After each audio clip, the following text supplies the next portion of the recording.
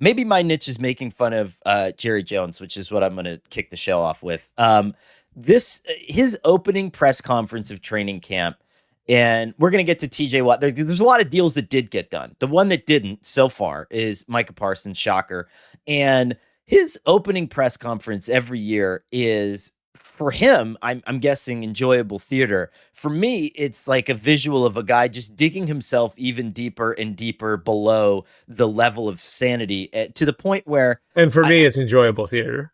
Yeah, well, yeah, I think for a lot of people it probably is, but he was just lit up, right, when he was asked about this cameo that he did in Oil Man or whatever, when he was talking to John Hamm, and he kind of whacked John Hamm a little by pretending not to know who he was, and like just doing this big old swinging you know what thing, in reference to Rubber Glove, like deleted scenes or whatever. And and then when it comes to Micah Parsons, like, he's talking shit about his best player not being healthy. And again, it's just like, here's your shovel. Let's just dig it on a little bit deeper. And I want to know your take, but I just want to say this. The older that I get and the longer that I cover the league, it is very clear to me that Jerry Jones has set one path forward for owners, and then guys like Jeffrey Lurie have set another path forward for owners. And I would put Robert Kraft in that mold as well. Where Jeffrey Lurie, when you talk to Jeffrey Lurie, what does Jeffrey Lurie talk about? Winning. How to win. How are we going to win? What's my framework of understanding of winning historically in the future? All that kind of stuff. And Robert Kraft was like that too. How much money can I devote to? We're on charter plane. Got done. Whatever Bill Belichick needs, done. Jerry Jones is like, hey, look at me and listen to all this stuff. And I'm going to talk shit about my players. And then I'm going to have to pay them like an extra $6 million for no reason, just because I enjoy doing this kind of stuff. And so there's the egocentric model of ownership where it's like, this is a pet project for me to kind of fluff myself. And then there's the guys that are actually serious about winning. And that has never become more clear to me when, like, Jerry Jones goes into this training camp with freaking Micah Parsons, CeeDee Lamb, Dak Prescott, and then like Brian Schottenheimer's his head coach, which again, we've been through ad nauseum, but like, it's just like every year, he just drifts further away from the point, I think. The funny thing was he brought up like these examples of regret of paying guys after 3 years. And the two examples he raised is like guys he regrets paying after 3 years were Terrence Steele and Trayvon Diggs, who are still on the team. It's like, oh my God, like those guys are still there. Like, yeah. So, it's a little befuddling.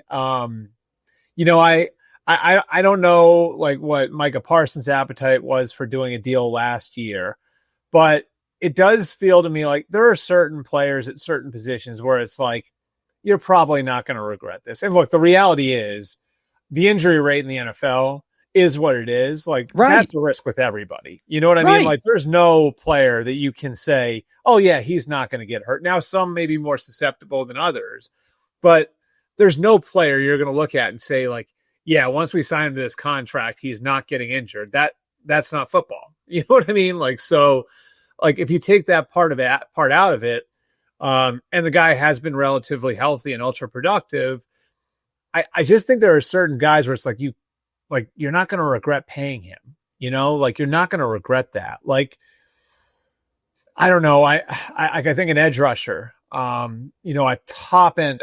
real top end receiver, not like a guy who's a questionable 1-2, like a real top end receiver, a left tackle. Like, do you think that the Niners ever regretted the raises that they've had to give Trent Williams over the years? No. Right. No.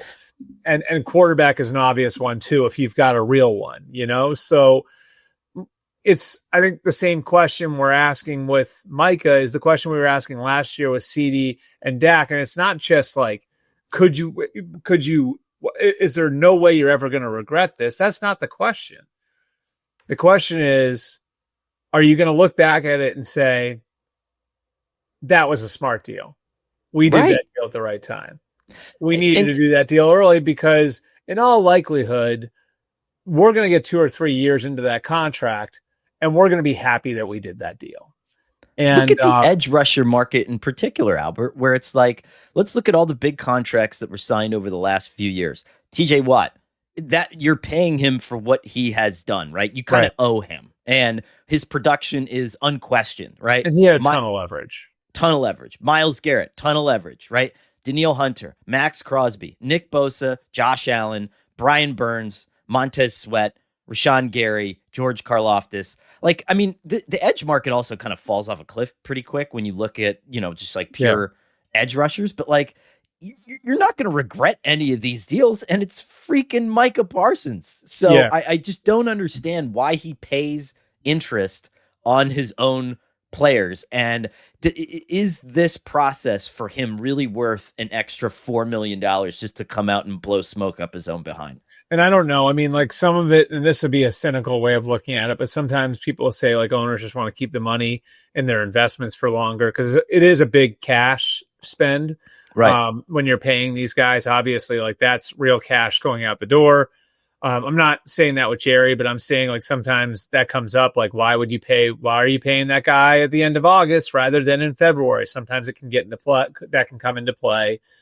And then the other, I guess, would be just kind of like control over workforce, right? Like where you feel like if you make it harder on a player to get his contract, then that's going to set the tone for the rest of your negotiations. But you're not winning them in the end. You know what I mean? Like, and you didn't win the Lamb deal or the Prescott deal. You didn't win those deals, like right. You probably lost based on what you could have gotten those guys for what, 6 months, even 6 months earlier. Like if Lamb signed, like now maybe CD Lamb's never going to sign early because he's waiting for Justin Jefferson. But if you offered him, say 31 or 32 before Justin Jefferson signs, he might take it. Instead, right. You're paying him 34. And same thing with Dak. It's like any idea that like the Joe Burrow deal was an outlier was blown to smithereens by deals done for Trevor Lawrence and Tua Tagovailoa and Jared Goff. And like, so now you're in a position where it's all doubt's been removed. You just have to pay him. Right. And even with Dak, like you blew a franchise having to franchise him created that situation for you. And I don't think it's the same as Steele and Diggs because Steele and Diggs weren't first round picks. Parsons and Lamb both had the option year, so they both went to their contract year. Well, Diggs and Steele didn't have the option year, so they were going into contract years as well. So it's a weird thing, especially when you look right there in their division. Like, do the Eagles regret signing Devontae Smith early? Do the Eagles regret taking care of Jordan Mailata early? Right. Do the Eagles regret any number of these? You can go right on down the list with them. It just doesn't make sense. And again, like I'm not saying there's no player on your roster that you don't want to go to the mat with. There are going to be guys where the way you value them is going to be different. And it's going to get ugly, but it's just that when it happens with guys at the top of the roster, they're franchise players at premium positions. That's where I think it's really, really becomes head scratching. And again, I haven't looked at what Jeffrey Lurie said this year. I don't know if he did his press conference yet. Maybe that's today. But just talking to him over the years, Jeffrey Lurie doesn't have a press conference. I don't think at the beginning of camp. Okay, there you go. Like he only talks at the owners' meetings. I'm pretty sure. But Jerry talks after every game, so this isn't like the same rules of engagement at all. It's not. It's not. That's true. I remember going from covering the Patriots, which were like, this was like when my first beat, and it felt like I was covering like Cold War Russia, to like all of a sudden now in 2007, I switched beats. I go from New England to Dallas. And now all of a sudden the owner's available after every game in the locker room was kind of jarring. Just saying whatever. And it's so funny. It just doesn't help. And at best, this is a 10-7, maybe 11-6 team that loses in the divisional round of the playoffs. And by the way, like they're going to pay Micah whatever 42, right? And they're not going to regret it. No, but they could have done it cheaper.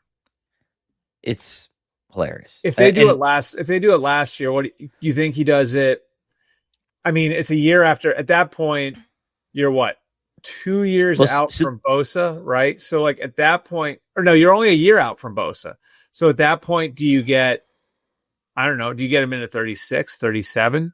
right. The jump between Max Crosby at 35.5 and then Danielle Hunter's an outlier, right? Because it's a 1 year deal and he's 30 Yeah, years old, right? right. At 35.6. But it's And still a then data point. Like this it's solidifies still a that this data is the point. Yeah. market. Yeah. And then all of a sudden you got Myles Garrett, and that's that let me blow up the market deal, right? And the $5 million leapfrog. And I think that's probably what Mike is looking at. I don't think he's looking at 42. I think he's looking at 45.